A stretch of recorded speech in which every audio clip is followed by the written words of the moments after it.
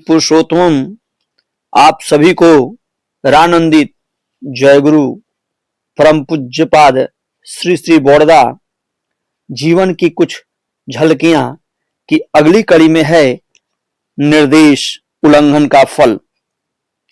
एक समय श्री श्री बोरदा अशोक आश्रम में नित्य बैठा करते थे।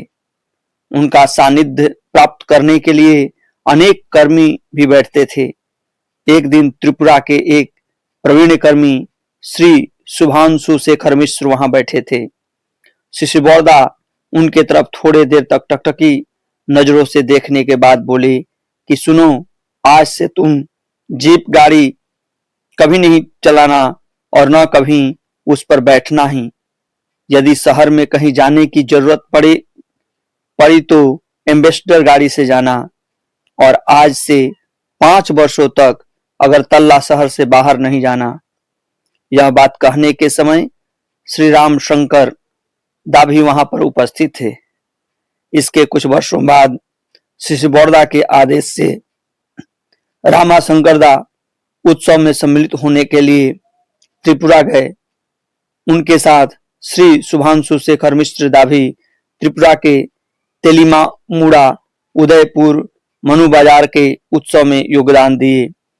उदयपुर में पता चला कि अमरपुर के नूतन बाजार में के उत्सव में जाना पड़ेगा।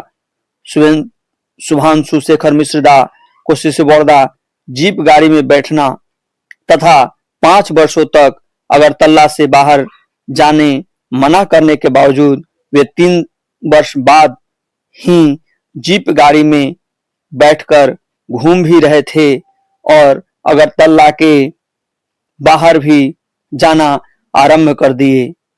जब रामाशंकर दा यह बात उनसे पूछे तो उन्होंने कहा कि बवासीर होने के कारण श्री बोरदा मुझे मना किए थे और वैसी कोई बात नहीं है। यह कहकर वे अमरपुर के घने जंगलों की टेढ़ी मेढ़ी पहाड़ी रास्ते से जीप चलाते हुए जा रहे थे। अमरपुर से 4-5 किलोमीटर दूर जाने के बाद गाड़ी दुर्घटनाग्रस्त हो गई। गाड़ी में कई लोग थे, सभी इस दुर्घटना में जख्मी हुए थे, परंतु श्री शुभांशु शेखर मिश्र दा पूरे खून से लथपथ थे। कुछ ही देर में एक सीआरपीएफ की गाड़ी सभी लोगों को अमरपुर के अस्पताल में ले गई। श्री शुभांशु शेखर मिश्र दा बेहोश अवस्था में अस्पताल में थे। थोड़ी देर के लिए होश में आने पर वे रामाशंकर दास से बातचीत के क्रम में बोले कि महामानव के किसी भी बात को साधारण बुद्धि विवेचना से विचार नहीं करना चाहिए।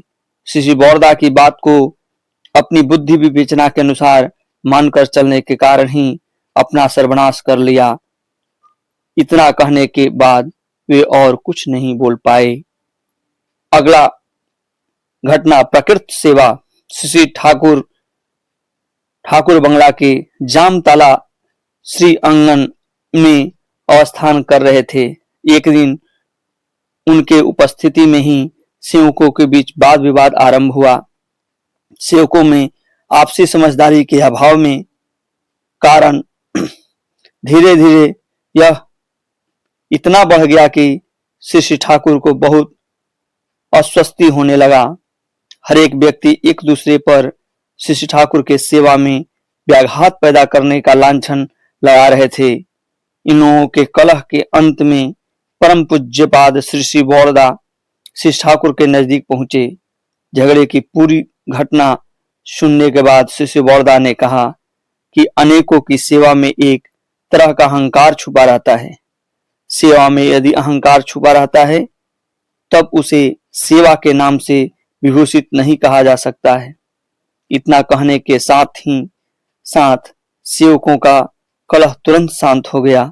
उन्होंने कहा, प्राकृत सेवा में है दीनता, नम्रता और जिनको सेवा कर रहे हैं उनको सुस्त स्वस्थ करने की आकुलता। हे वरण्य से शातवती जनवरी तो 2020 है कि आप चैनल को सब्सक्राइब कर लें ताकि हमारा साथ बना रहे। ऐसे ही और वीडियो देखने के लिए आप हमसे जुड़ सकते हैं, बस नीचे दिए गए लाल बटन को दबा दें।